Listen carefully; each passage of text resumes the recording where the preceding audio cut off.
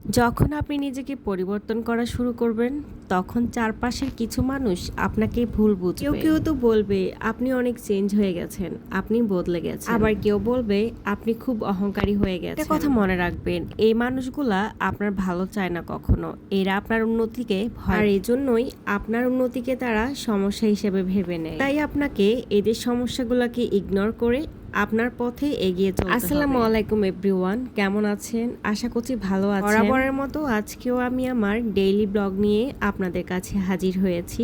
আশা করছি আমার ভিডিওটির সাথে থাকবেন। আজকের ভিডিওতে শেয়ার করছি কিভাবে আমি আমার গাছের যত্ন নিয়ে থাকি। আমার কাছে মনে হয় মোটামুটি সবাই এই মানি প্ল্যান্ট গাছগুলা দিয়ে বাসা সাজাতে খুব পছন্দ করে। আমিও কিন্তু খুব পছন্দ করি এই গাছটাকে। আমি স্টুডেন্ট লাইফ থেকে এই গাছগুলো আমার কাছে রাখতাম। যখন আমি হোস্টেলে ছিলাম তখনও আমি আমার বারান্দায় কিংবা আমার জানালায় এই মানি প্ল্যান্ট গাছগুলো লাগাতাম। এই যে স্টুডেন্ট লাইফ থেকে আমি পানিতে মানি প্ল্যান্ট গাছ লাগাইছি, এখন পর্যন্ত কিন্তু আমি সে ধারাই অব্যাহত রেখেছি। আমার বাসায় সবগুলা মানি প্ল্যান্টই আমি পানির মধ্যে রেখেছি। দুটো গাছ অবশ্য আমি মাটিতে লাগিয়েছি, সেগুলো আমি বারান্দায় রাখি। আর পানিতে যতগুলো গাছ সবগুলা কিন্তু বাসার ভেতরে রাখি। গাছ লাগানোরও বেশ শখ রয়েছে আমার, কিন্তু আমার বাসার বারান্দা অনেক বেশি ছোট, যেহেতু একটা ভাড়া বাসায় থাকি। চাইলেও কিন্তু নিজের মতো করে সবকিছু করা যায় না, সবকিছু সুন্দর করে সাজানো যায় না। হোক, মানি প্ল্যান্ট গাছের যত্ন অনেকেই অনেকভাবেই নেন, তবে আমি কোনো যত্ন করি না বললে চলে।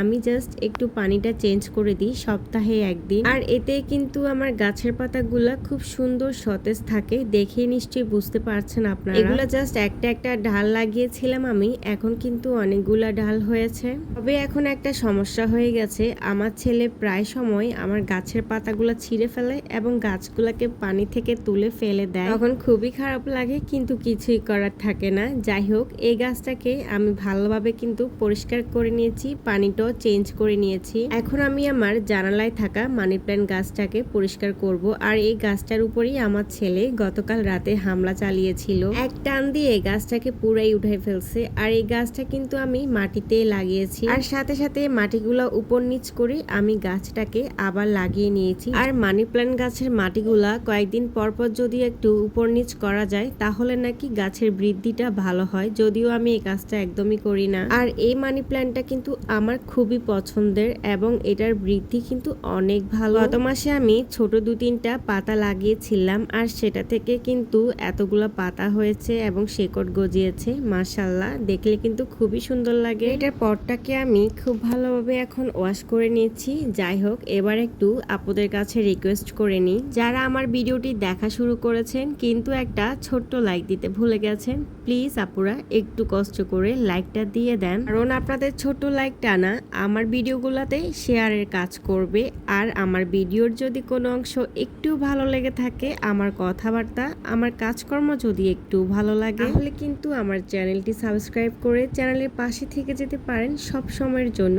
আমি কিন্তু আমার ডেইলি লাইফটাই আপনাদের সাথে শেয়ার করি, করছি আপনাদের ভালোই লাগবে। গতকালকের ভিডিওতে আপনাদেরকে বলেছিলাম আমার বোনের ছেলে ডেঙ্গু হয়েছিল এবং সে অনেকদিন ধরে হসপিটালে অ্যাডমিট ছিল। যাই হোক, আল্লাহর কাছে শুকরিয়া যে ওকে রিলিজ করে দিয়েছে ডাক্তাররা এবং ও ডেঙ্গু এখন নেগেটিভ হয়েছে। ডেঙ্গু খুব সাধারণ একটা রোগ, তবে এই সাধারণ রোগটা যদি অযত্ন আর অবহেলার মধ্যে থাকে, তাহলে কিন্তু অনেক বেশি খারাপ অবস্থায় চলে যায়। করে শিশুদের জন্য অনেক বেশি রিস্ক এই রোগটা। এদিকে খেয়াল করেছেন, কথা বলতে বলতে সবগুলা গাছ কিন্তু আমি ভালোভাবে ক্লিন করে নিয়েছি, আর অন্যদিকে অফ ক্যামেরায়ও কিছু গাছ আমি ক্লিন করে নিয়েছিলাম। ডেঙ্গুর কথা বলতে বলতে আমার গত 2 বছর আগের কথা মনে পড়ে গেল। ঠিক গত 2 বছর আগে আমি, আমার হাজবেন্ড আর আমার ছোট্ট মেয়ের ডেঙ্গু হয়েছিল। তখন আমার ছেলের জন্ম হয়নি, বাসায় আমরা 3 জন, আর 3 জনেরই একসাথে ডেঙ্গু হয়েছিল। এরই কি একটা অবস্থা, কোর্ট থেকে ফিরে এসে আমার প্রচন্ড মাথা ব্যথা করে, আর আমার মেয়ের দুপুর থেকে প্রচুর জ্বর ছিল।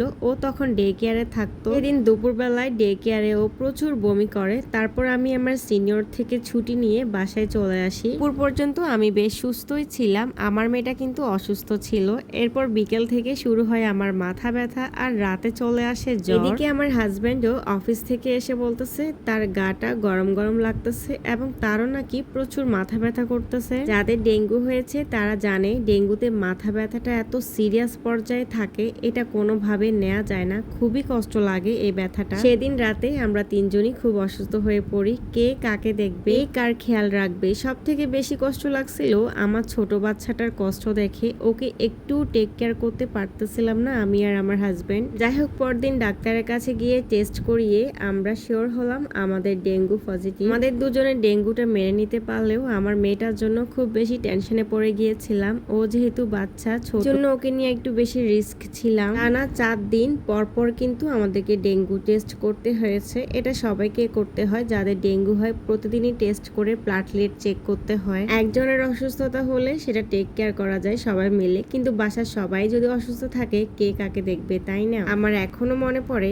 আমি টানা 3 দিন ঘরে কোনো রান্না করি নাই। আমরা টোটালি কোনো খাবার মুখে নিতে পারি নাই। আমাদের মুখে কোনো রুচি ছিল না। শুধুমাত্র ডাবের পানি আর স্যালাইন খেয়ে কিভাবে যে বেঁচেছিলাম আল্লাহই জানে। কে কথা বলতে বলতে আমি গাছ দিয়ে আমার ডাইনিং টেবিলটা সাজিয়ে নিয়েছি আর এখন রান্না করার জন্য কিন্তু কিচেনে চলে এসেছি। খুব সিম্পল রান্না শেয়ার করছি আপনাদের সাথে। আমি আজকে পাঙ্গাস মাছের মাথার মরিচ করব, সাথে থাকবে 2 পিস ইলিশ মাছ ভাজা। বাসায় যখন পাঙ্গাস মাছ আনা হয় ঠিক সেদিনই পাঙ্গাস মাছের মাথাটাকে আমি ভুনা করে ফেলি। পাঙ্গাস মাছের পেটের অংশটাও অ্যাড করি।